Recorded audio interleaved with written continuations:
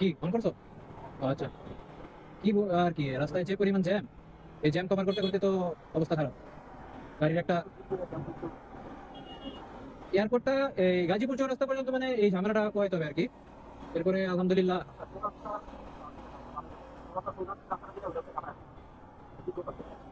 আচ্ছা আচ্ছা। এতটুকু আর কি একটু গাড়ির চাপ থাকবে বেশি, মানে চৌরাস্তা পর্যন্ত যেতে পারলে আলহামদুলিল্লাহ কভার করা আহামরি কোনো অসুবিধা হবে না। আর এদিকে তো সিটির ভিতরে লোকাল বাসগুলো একটা আলাদা।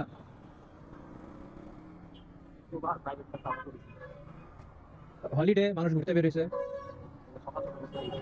হ্যাঁ, অনেকে সকালে বিভিন্ন জায়গায় যায় না, রিসোর্টে বা বিভিন্ন পার্কে। হলিডে ফ্যামিলির সাথে একটু বিনোদনের জন্য বিভিন্ন জায়গায় ঘুরতে যায়, বাচ্চাদের নিয়ে যায়।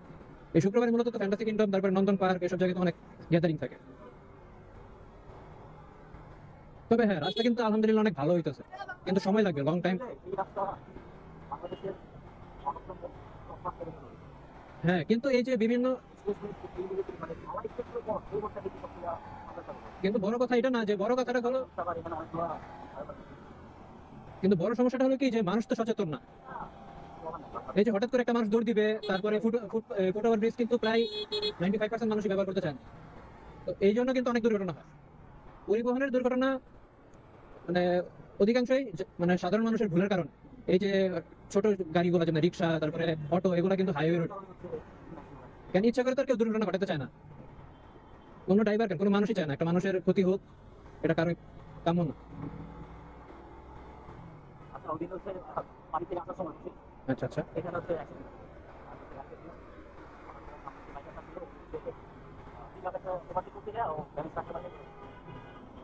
মানে এই যে মানে সিম্পল কিছু কারণের জন্য মানে মানুষের দুর্ঘটনার সম্মুখীন হইতেছে, সিম্পল আহামরি না। যেমন এই যে সিটির ভিতরে কিন্তু 40 বা 50 এনাফ। এখন আমরা যে হাতে সময় রেখে মানুষ যদি কর্মস্থলে যায় তাহলে একটা হিসাব, হাতে 5 মিনিট সময় রেখে যদি কোনো জায়গায় যাওয়ার চেষ্টা করে তাহলে এটা কোনোদিন পসিবল না। যে মানে কি লাভ, লাভটা কি যে একটা ফুট ওভার ব্রিজ করছে, গভর্নমেন্ট তো ভালো চিন্তা ভাবনা দিয়ে করছে, একটা ফুট ওভার ব্রিজ করে রাখছে কিন্তু এটাকে ব্যবহার করতেছে। মানে বাঙালি, যদি শুনতে খারাপ লাগবে কিন্তু মানে যদি বলতে হয় আসলে বাঙালি খারাপ। তাদেরকে যত সুযোগ সুবিধা দেওয়া হোক, কেন আমাদের এলাকায় প্রায় 4টা ফুট ওভার ব্রিজ আছে। বলতে গেলে সিঁড়ির স্টেপ গুলা খুবই অল্প করা, যে যারা বয়স্ক বা তারা যেন আরামসে উঠতে পারে, সবাই নিজ দিয়ে পার হবে। এর জন্য বহুত দুর্ঘটনা হয়, বহুত। এক্স্যাক্টলি, বাঙালিকে যদি সোনার চালাতে হয়, কেননা এই যে দুর্ঘটনাটা, সে যদি উপরে যেত হয়তো বা তার 5টা মিনিট বা 10টা মিনিট দেরি হইতো, কিন্তু সে সেফ থাকতো।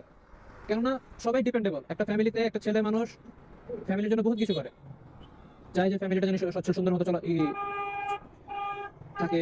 ফ্যামিলি মেম্বার যারা আছে, যদি ভাই বোন বাবা মা, সবার জন্য কিন্তু একটা স্যাক্রিফাইস। আর মহিলা মানুষ এরা কিন্তু মেইন রোডে আসে, এরা কিন্তু গাড়ি দেখলে ভয় পায়, একটা আলাদা ভয় কাজ করে, কারণ গাড়ি কিভাবে যায় তারা কিন্তু নার্ভাস থাকে। তারা যদি একটু সাবধানে চলে। আর হ্যাঁ, পরিবহন জগতে কিছু মানুষের দোষ আছে, তারা একটু রাফ চালানোর চেষ্টা করে যে যাত্রী আরো 2-3 জন বেশি নয়। এই জিনিসটা প্রবণতাটা কমে আনতে হবে।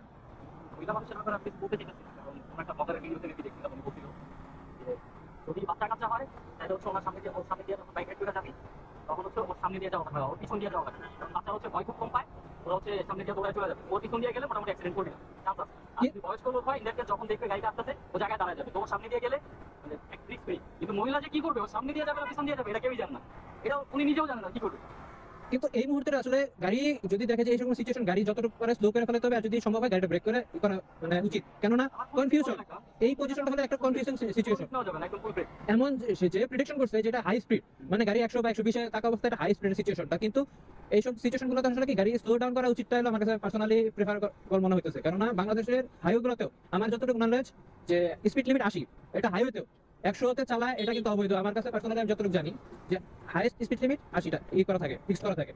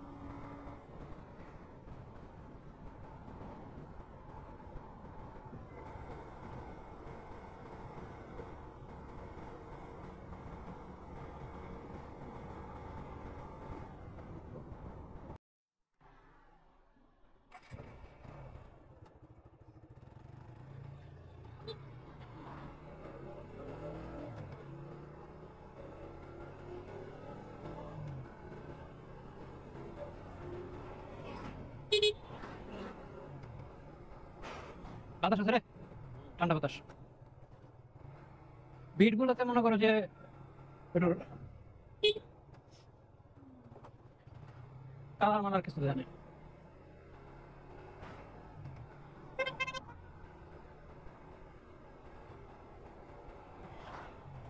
রোডটাই স্মুথ না।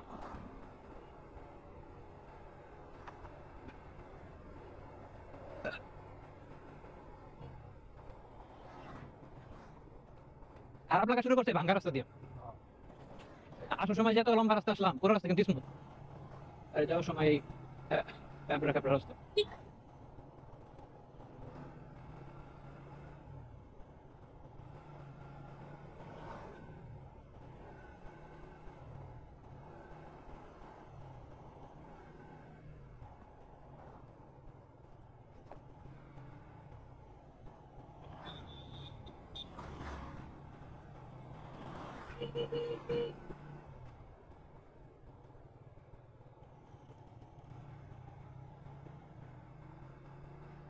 Oh.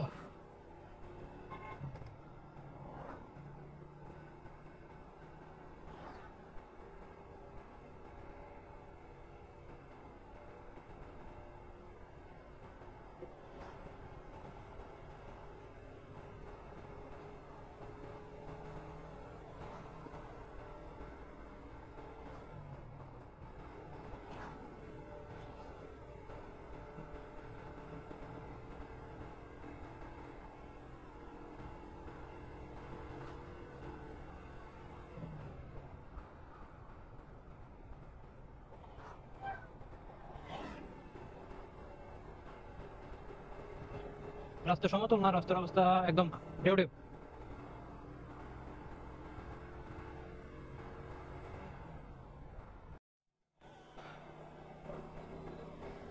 আটিয়া জামে মসজিদ। ও, আটিয়া না, আতিয়া, আতিয়া মসজিদ। ও, রাস্তার অবস্থা তো, রাস্তার কাজ করতেছে না। ঘুরি পথ।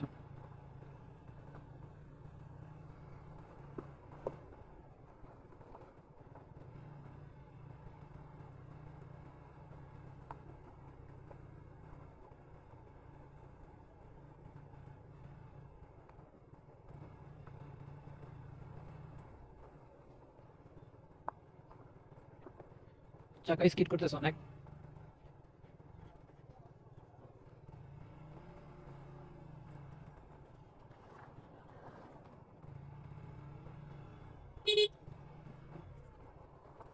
ব্রেক করার রিস্ক। এই জায়গায় ঘুঘু পাখি, ঘুঘু পাখি খুবই অল্প দেখা যায়, এটা বিরল। এই যে দেখছো ঘুঘু, এই যে একটা দুইটা দুইটা ঘুঘু পাখি।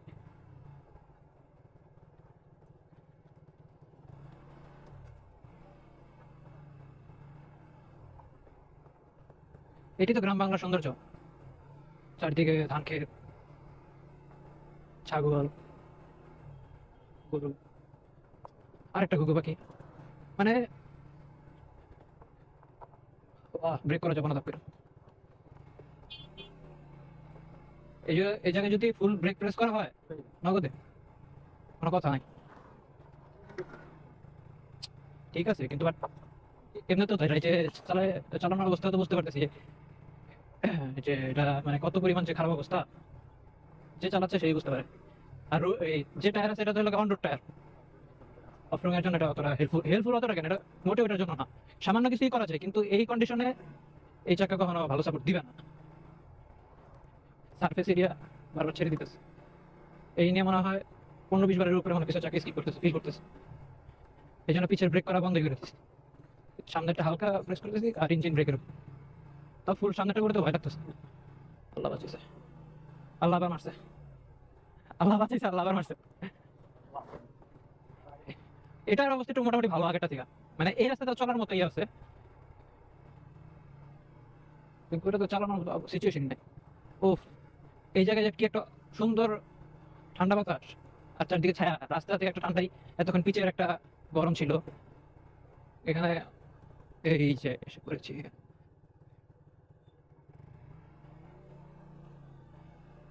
সুন্দর লাগতেছে না? অনেক সুন্দর।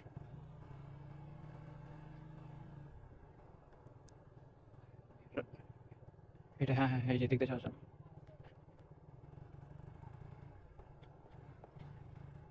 কারো গাড়ি পার্কিং, হ্যাঁ, সাইকেল কোথায়? এই জায়গাটা দিয়ে না, এখানে রাখা বেটার, ছায়ার মধ্যে। না না, রোদের মধ্যে রাখা দরকার নেই, এই জায়গায় বেটার।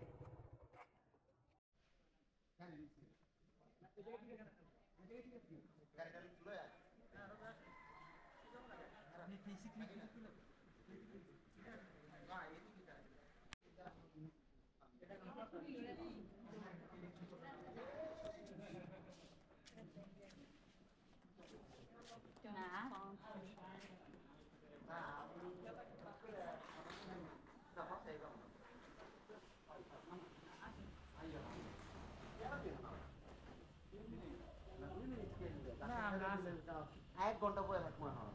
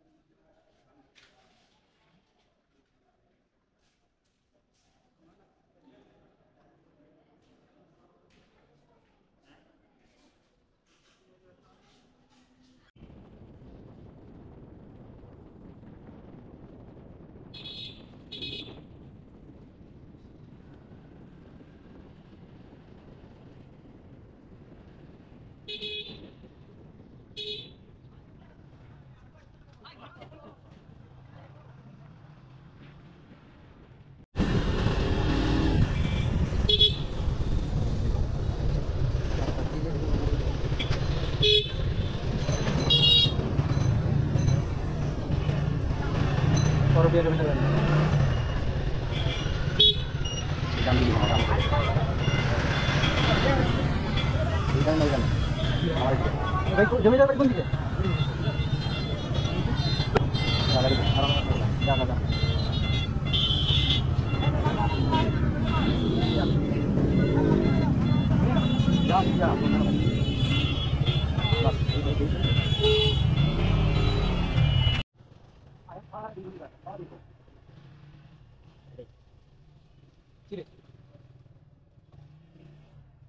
এন্ট্রান্স কোন দিকে? এন্ট্রান্স সামনে নেই।